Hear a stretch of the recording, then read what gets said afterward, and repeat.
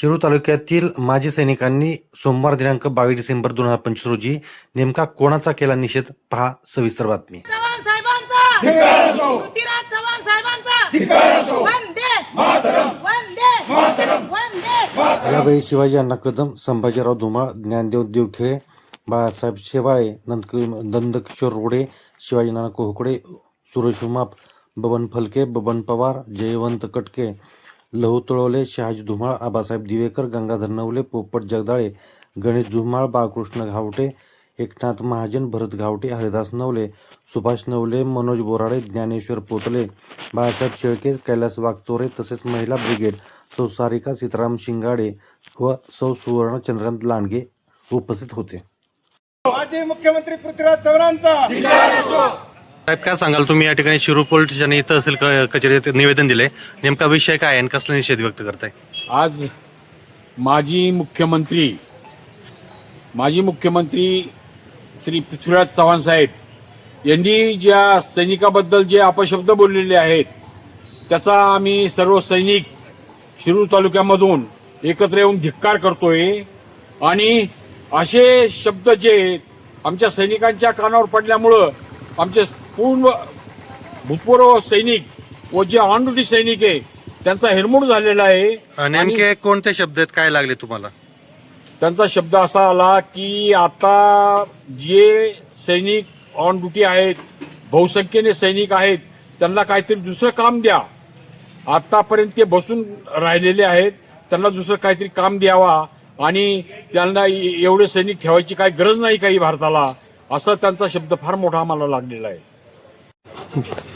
पृथ्वीराज चव्हाण साहेब, तुम्ही आज आहात हे पब्लिकली आहात, पब्लिकमुळे आहात. आम्ही तुम्हाला निवडून दिले.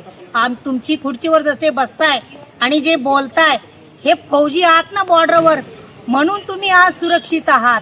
त्यासाठी खुर्ची सांभाळून राहा, नाहीतर राजीनामा तर द्या, ते द्या सोडून, पण बॉर्डरवर जर एखादा सैनिक जर गेला, शहीद झाला, तर त्यांच्या बायकांचं, पत्नीचं, मुलांचं काय होतं हे तुम्हाला समजण्यापेक्षा आम्हाला माहिती आहे. आम्ही कसं स्ट्रगल कसं राहतो, कसा किराणा भरतो, कसं काम करतो. पेन्शन पण पुरत नाही मुलांची, स्टुडंट्सची फी भरायला शाळेमध्ये. चला, जय हिंद, जय महाराष्ट्र. तुम्ही आज खुर्चीवर आहेत म्हणून बोलताय, तुम्हाला काय सांगायचं?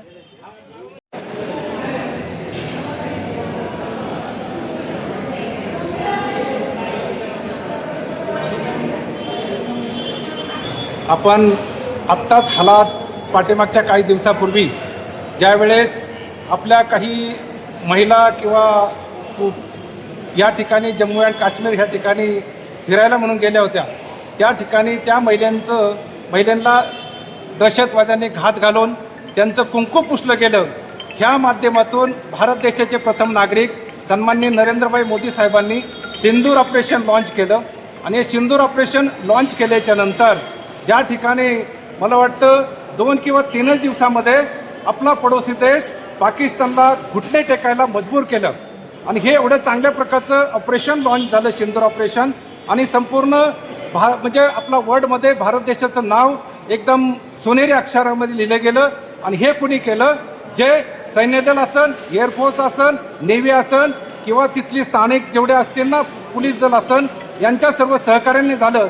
पण याचा आपल्या याच्यामध्ये महाराष्ट्र राज्याचे माजी मुख्यमंत्री पृथ्वीराज चव्हाण साहेब एक जे चांगले सक्षम अधिकारी असून सुद्धा त्यांनी आपलं असं एक कथन केलं की सिंदूर ऑपरेशनमध्ये सैनिकांनी कुठल्याही प्रकारचं काम केलं नाही.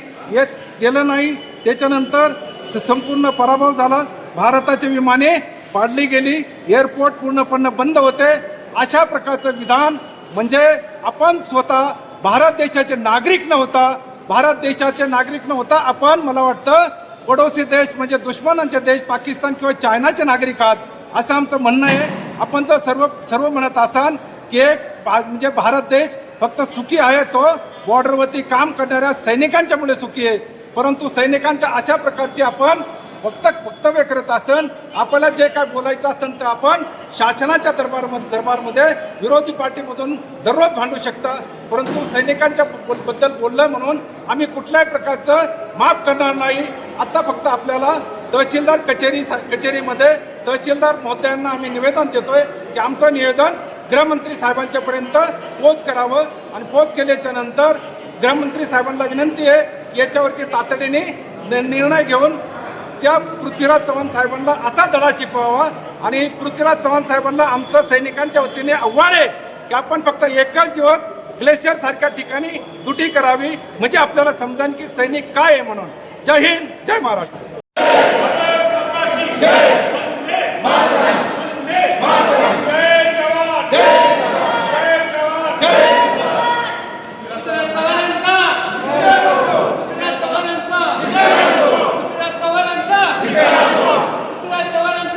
मला एक आवर्जून गोष्ट बोलायची. 2018 साली पंढरपूरचे आमदार परिचारक यांनी सैनिकाविषयी अभद्र शब्द वापरले होते. सैनिक बॉर्डरवर ड्युटी देतो आणि त्यांना पाठीमागं मुलं होतात. त्या शब्दावर आम्ही सर्वात पहिलं शिरूर तालुक्यामध्ये आवाज उठवला. त्याचा मेन सुरदार आमचे नंदकुमार रोडे कटके साहेब, आम्ही त्या टायमाला सगळे हजर होतो आणि अशा निवेदनावर इतकं ऍक्शन झाली. त्याच पद्धतीची ऍक्शन आता राजनाथ सिंग पर्यंत संरक्षण मंत्री यांच्यापर्यंत आपला आवाज पोहोचला पाहिजे. हे जे पृथ्वीराज चव्हाणांनी जे भाष्य केलंय सैनिकाच्या विरोधामध्ये ते फार घृणास्पद आहे. कुठल्याही मंत्र्यांनी करू नये, कारण जर असं केलं त्यांनी सांगितलं की आमचे 12 लाख सैनिकांची गरज नाही. साहेबांना मी सांगू इच्छितो की जर तुम्ही सैनिक कमी केले, त्यांना दुसरं कमी काम लावलं तर आपल्या मंत्र्यांना सुद्धा खाली येऊन दुसरंच काम करावं लागेल. हे मी दुसऱ्याच्या अंडरमध्ये करावं लागेल. पाकिस्तानी ते तुमच्यावर कमांड करतील. याच्यापेक्षा साहेबांना ही विनंती आहे की आजचे पंतप्रधान चांगल्या प्रकारे देशावर लक्ष आहे, संरक्षणावर लक्ष आहे, त्यांचं मनोबल आपण कमी करू नये एवढी मी त्यांना विनंती करतो. आणि आज आपण पोलीस स्टेशन आणि तहसीलदार या ठिकाणी आपण निवेदन दिलेलं आहे, हे गृहमंत्र्यांपर्यंत पोहोचावं अशी विनंती करतो. आणि आलेल्या सर्व माजी सैनिकांचं आज आपण या ठिकाणी उपस्थित झाला त्याबद्दल आभार मानतो. आणि या माध्यमातून पृथ्वीराज चव्हाण साहेबांचा मी धिक्कार करतो आणि या ठिकाणी थांबतो.